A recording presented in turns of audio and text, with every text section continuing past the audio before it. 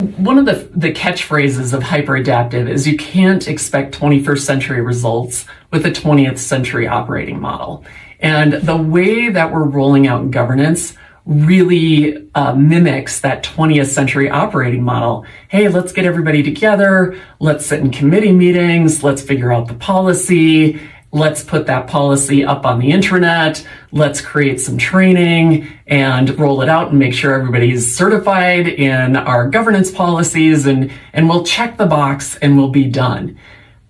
Only one thing is that AI is moving way too fast for that. And the second that you roll out your policies, something's going to change.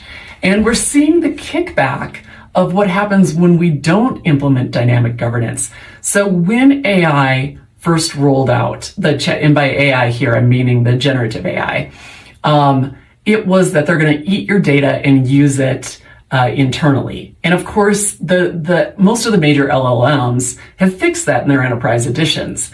But that legacy still is hanging out there, and everybody's scared to death to use AI. So what I recommend instead is dynamic governance.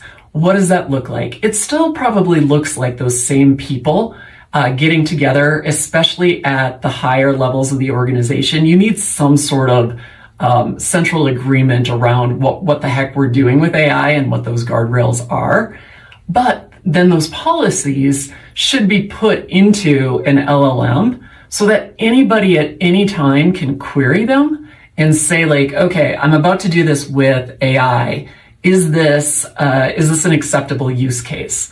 And in the dynamic policy engines that I advocate for, we use red, yellow, green symbolism to, when they put in their query and say, like, hey, I'm looking to do this with AI, the LLM itself will say, yep, you're good to go, or, you're good to go. Yellow is you're good to go if you do these three things, or red, you're in the danger zone with that.